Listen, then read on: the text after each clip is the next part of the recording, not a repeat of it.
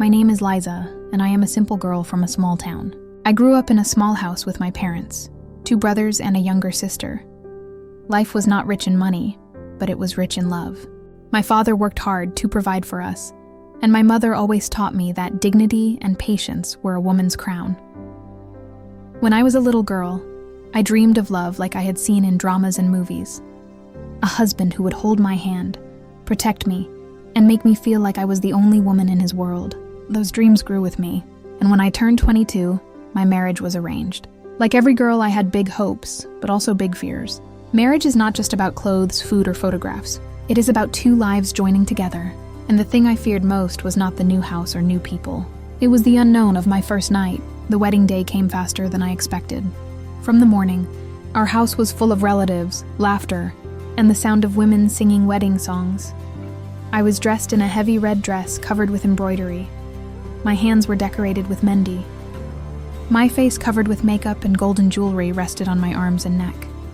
From the outside, I looked like a bride, but inside I was still the nervous, shy Isha. As the guests blessed me, I kept thinking, what will happen tonight? I'd heard so many stories. Cousins whispered about pain. Friends joked about romance. Some said it was awkward. Some said magical. But all I felt was uncertainty. Finally, the NA was read. I signed my name. My parents' eyes were wet.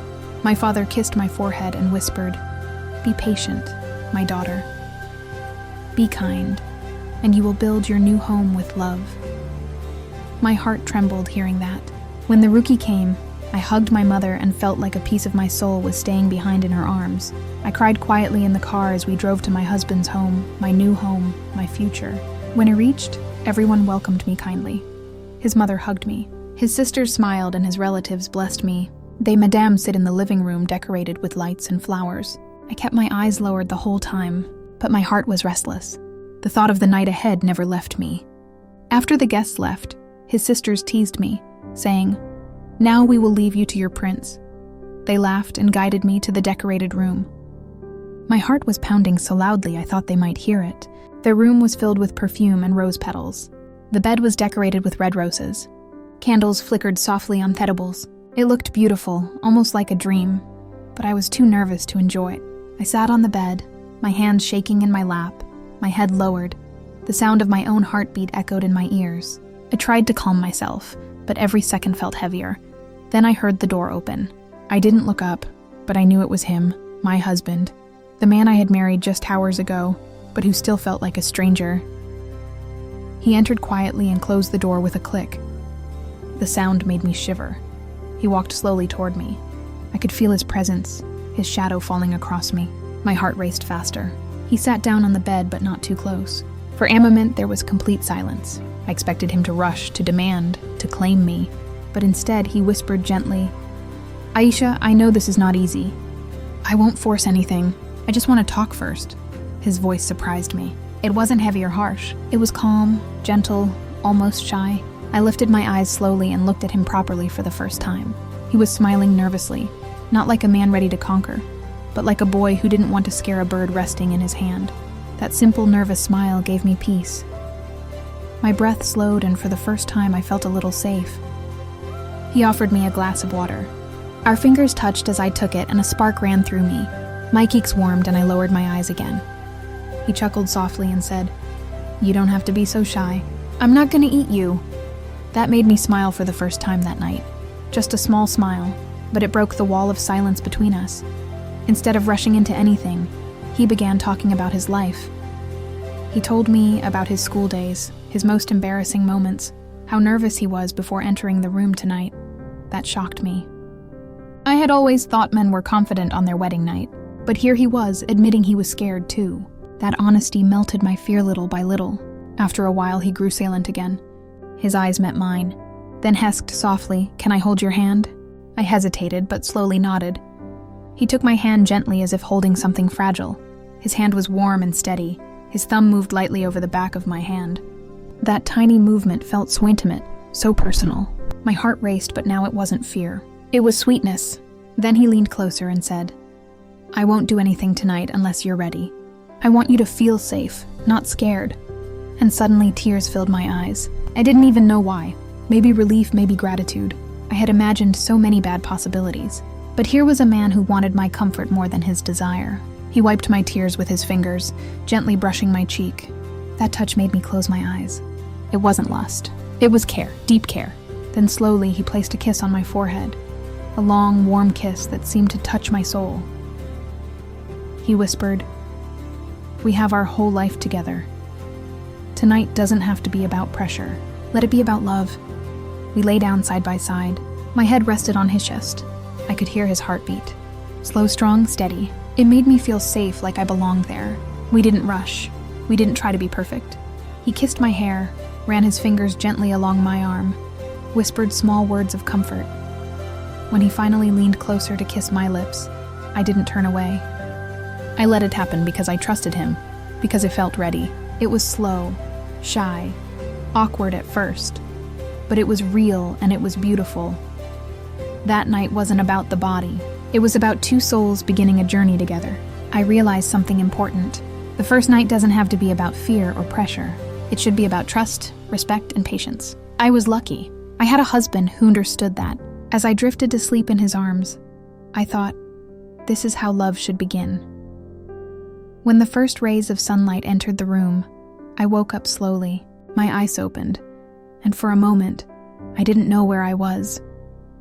Then I felt the warmth of his arms still around me, steady and protective. That's when I remembered. It was my first morning as a wife. I turned my head slightly. He was asleep, breathing calmly, his chest rising and falling. I stared at him for a while. I had never looked at a man so closely before. He looked peaceful, not the way I had imagined a husband. After the first night, a wave of gratitude washed over him. Gratitude that he hadn't rushed me, that he had respected my feelings, that he'd given me love instead of fear. Quietly, I got up and stood before the mirror. My hair was messy, my makeup gone, my eyes still heavy with sleep, but I felt different. No longer only someone's daughter. I was now a wife, a partner, a woman who had begun a new journey. Just then, I heard his sleepy voice, soft but playful. "Where are you running away so early, Mrs. Aisha?" I blushed and turned. I wasn't running. I was just... He stretched, rubbed his eyes, and gave me a crooked smile. "Then come back. Don't leave him alone on our first morning." His words, so simple, filled my heart with warmth. I walked back and sat beside him. He took my hand, kissed it gently, and whispered, "Aisha, last night you gave me your trust. I promise I'll spend my whole life protecting it." Those words sank into my soul. I didn't reply. I just lowered my eyes, hiding the tears that wanted to fall again. The first week after the wedding was full of rituals and relatives, smiling faces, laughter, blessings, and endless cups of tea. Every person who visited had the same question. "So, how was he treating you?" I never found the words to answer properly. How could I explain the small things? The way he held my hand under the table when I was nervous. The way he noticed my tiredness and quietly took the tray from me. The way he looked at me as though I mattered more than the world. Every gesture was an answer in itself. But nights were different. Nights were only ours. One evening, about a week after our wedding, we sat on the balcony under these stars. The air was cool, carrying thesmol of jasmine from the garden. Asked me softly, "Do you feel comfortable with me now?" I looked at him, shy but honest. Yes, more than before. His eyes sparkled. He leaned closer and whispered, "Then let me love you more deeply tonight." I didn't look away. I didn't feel the fear I had on our first night. Instead, I felt something new. Curiosity, anticipation, and trust. That night, our love grew. Not rushed, not forced, but shared. Every touch was careful. Every kiss was gentle. Every embrace full of respect. It wasn't about bodies alone. It was about two souls learning the rhythm of each other. For the first time, I understood intimacy. It was not pain, not shame. It was closeness. It was trust. It was the beautiful surrender of two hearts. Days turned into weeks, weeks into months. Slowly, I learned how different marriage was from what I had imagined. There were responsibilities, managing the house, pleasing the in-laws, learning new habits. There were moments when I felt overwhelmed. Moments when I missed my family so much that I cried silently at night, but he never let me feel alone. One night when I was especially sad, he noticed my red eyes and asked, "Aisha, Did you cry?" I tried to deny it. "No, I'm fine." But he took my hand, looked into my eyes, and said firmly, "Never hide your tears from me. I am your home now. If you feel pain, let me share it. If you feel joy, let me celebrate it." That moment, I realized that real marriage is not about being perfect. It's about being true. One evening while sitting together, I confessed to him, "I was so scared before our first night. I thought you would hurt me or not care about how I felt." Aisha, a husband who forces his wife, is not a man. He is only a selfish boy. Real love means waiting, respecting, and protecting. I didn't marry you to own you. I married you to walk with you. I closed my eyes and let those words sink deep into my heart. That was the moment I fell in love with him completely. Not because he was my husband, not because tradition said I should, but because he had earned it through kindness, patience, and respect. As the night passed, we talked more. Asked about my childhood, about my favorite foods, about the silly things I used to do with my cousins. I laughed as I shared my little secrets. And he laughed too, telling me how he used to run from his strict teacher, or how he once broke a neighbor's window with a cricket ball and blamed it on the wind. Those little stories, those shared giggles made the room feel lighter, warmer, safer. There was no awkward silence anymore. Instead, every word built a bridge between us. And slowly, very slowly, I realized this was not just the first night of my marriage.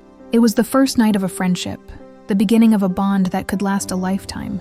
He held my hand again, and this time, I didn't feel shy. I looked into his eyes, and for the first time that day, I felt truly at home. He kissed my hand softly and whispered, "I promise, Aisha, I will never let your tears fall without wiping them. I will never let your smile fade without bringing it back. You're my wife, but more than that, you're my partner, my equal, my heart." Tears filled my eyes again, but these were not tears of fear. They were tears of joy, of gratitude, of relief. I rested my head on his chest, listening to his heartbeat. It was steady, calm, reassuring, and slowly sleep took over me. That night, in his arms, I felt like the safest person in the world. The days after were not always perfect. We had disagreements, we had struggles, we had moments of silence. But that night taught me something powerful. Love does not begin with passion. It begins with respect. And when respect is there, love grows stronger with every sunrise. Now when I sit on the balcony at night, I look up at the stars and whisper a prayer of gratitude. My first night could have been a nightmare full of fear, confusion, and pressure. But instead, it became the most beautiful memory of my life. The night I found not just a husband, but a true companion. And to every girl listening to my story, remember this. Your first night, your marriage, your love, it should never be about fear. It should be about trust, about two people willing to listen, willing to wait, willing to care. That is where true love begins. And to every man, remember this too. Be the kind of husband who makes her feel safe, not scared. Make her proud to call you hers, because in the end, love is not about force. It is about choice. And when she chooses to love you with her whole heart, that is the greatest gift you'll ever receive. If you enjoyed my story, don't forget to like, share, and subscribe to Pro English Stories for more heartfelt tales. Thank you for listening.